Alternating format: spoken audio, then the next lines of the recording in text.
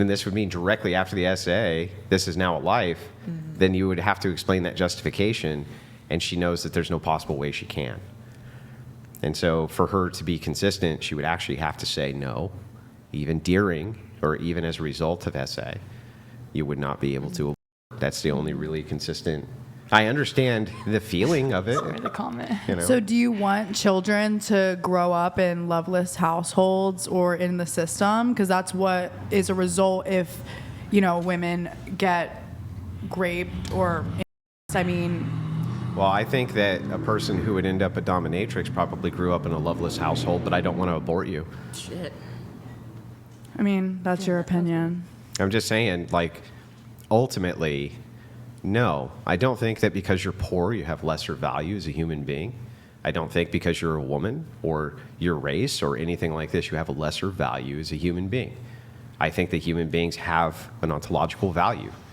And so I'm a Christian, and I've always believed that this is true. Even before I logically reconciled my beliefs in a God, I always knew that human beings intrinsically had value. I'm not ever going to say that because you're poor, you have no value.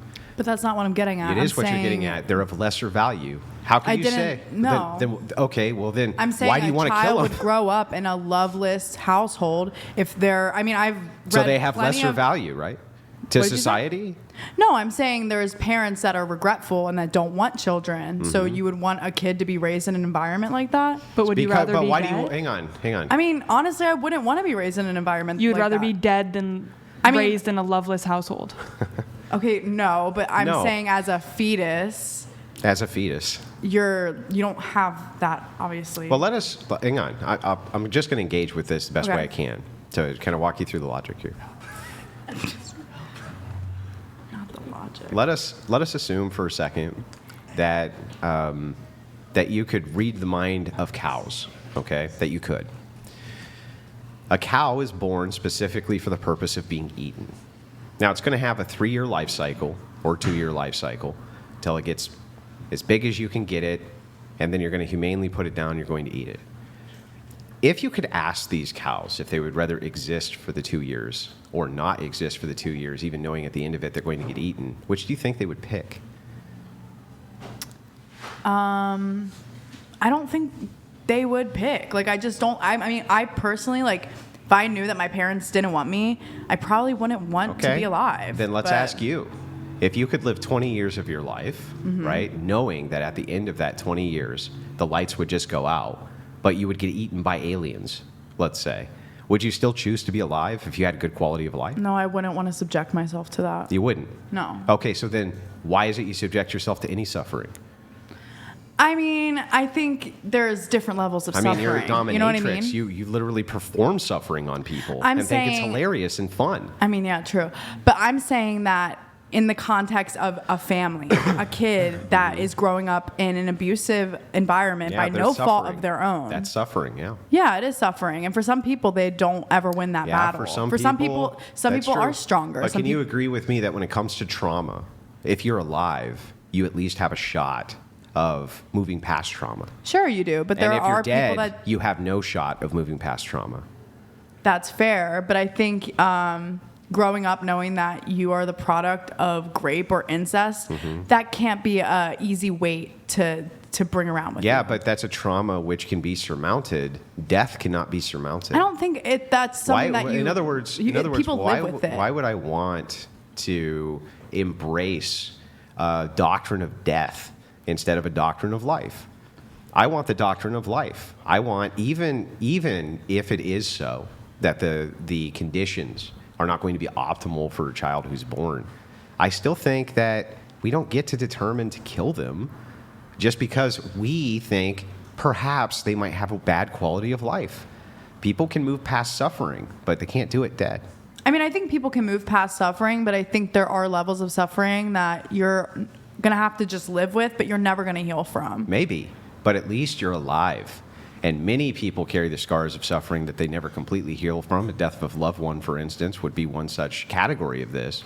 And isn't it still better to be alive with that scar than dead? I just think the context is a little bit different when you're bringing in the fact that you are the product of incest or rape. Like, that's not a great feeling. And also, you Can a have to deal person, a with like. product of incest and rape, go on to do amazing things?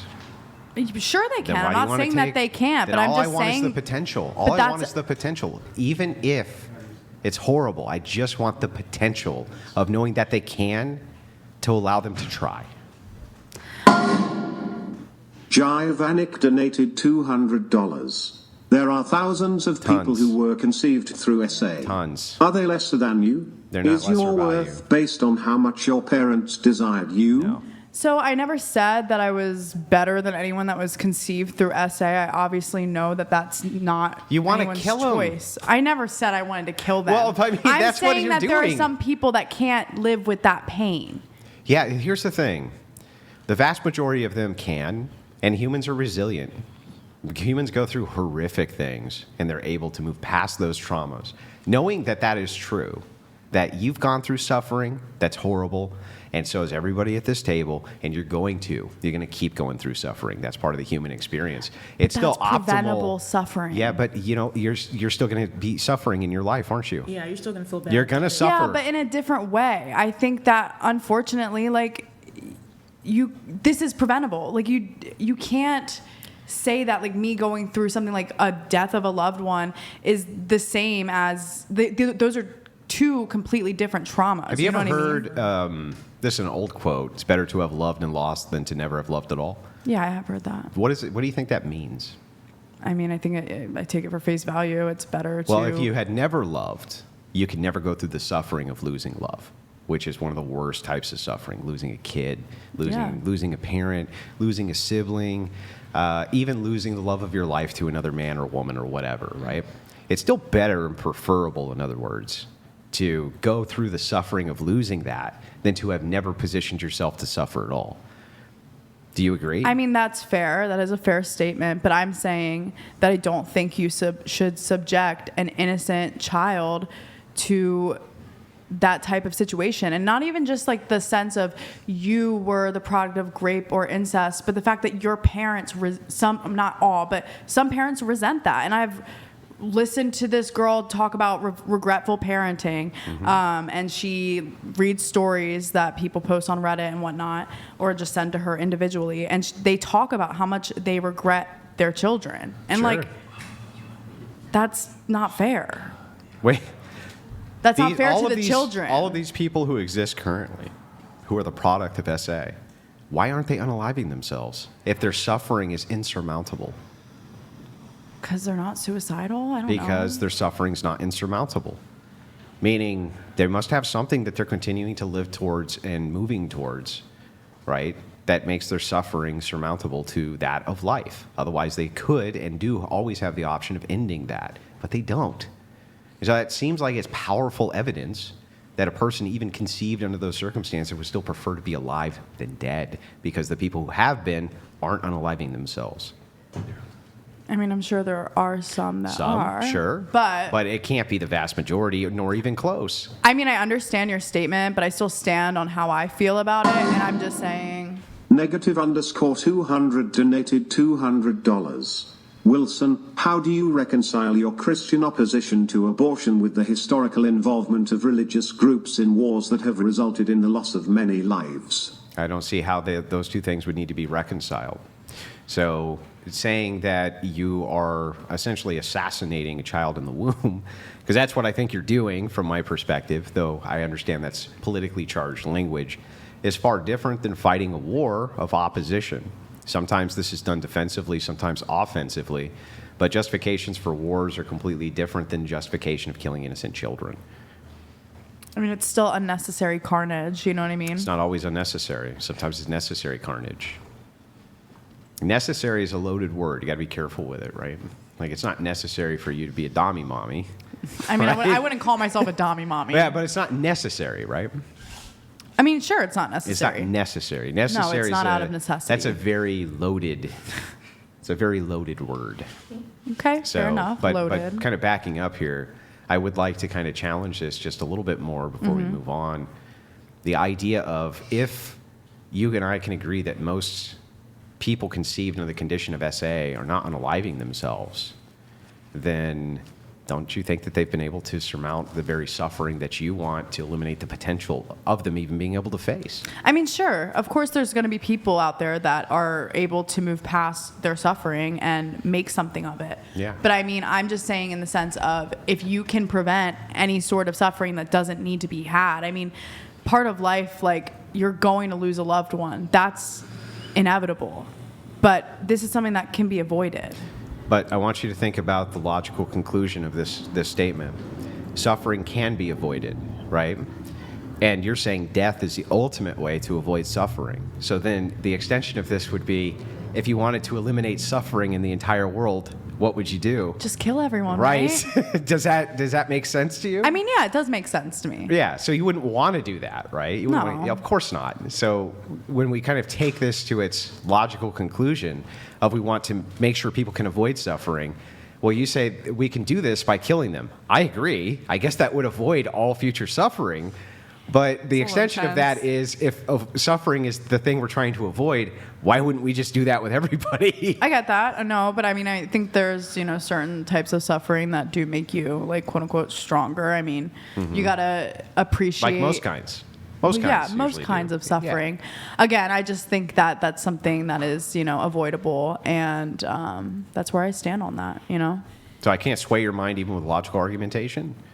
Like, is there anything I could do with logical argumentation that would sway your mind away from how you feel? No. No. I feel the way I feel, and I've felt this way for a long time. So. Do you think that feeling should trump logic? I mean, what is logic? Like, Logic would be the proper and reasoned way in which to ferret out a position which is coherent. Mm-hmm.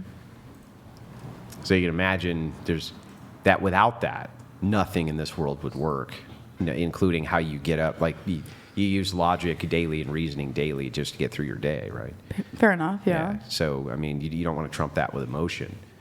Making an emotional argument would be counterintuitive, right? You could have all sorts of terrible results from just like, listen to my emotions. That would be, you don't want people to listen to your emotions, right? I mean, I think emotions are valid. Sure.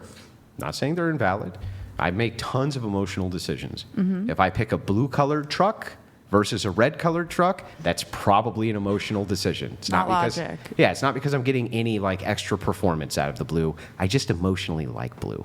Actually, though, you could use logic for that because, like, I think they say red cars get pulled over the most. Yeah, I'm just saying in this case, I'm not. Yeah, I get just that. like No, blue more. Fair enough, right? fair enough. But that doesn't really require a logical justification. Nobody's going to ask me to justify why I want a blue over a red truck, right? That's not really a big deal. So I'm willing to concede to you that I use emotions tons, right? Mm-hmm. But when it comes to a position of life, death, things like this, reason should probably trump emotion, shouldn't it? I'll allow you each one final response All right. on this, and I have to move it on. Yeah, move it along. I mean, I think we're gonna I just want to we're answer gonna that keep last moving question. in circles. Repeat it. I just want to know if you think ultimately, even knowing that I do think that emotion is valid, that doesn't mean that we should use it in lieu of reason, but we should usually use reason in lieu of emotion if we're making big decisions. I mean, technically you're correct, but I think it stems a lot deeper when it comes to this subject. Okay.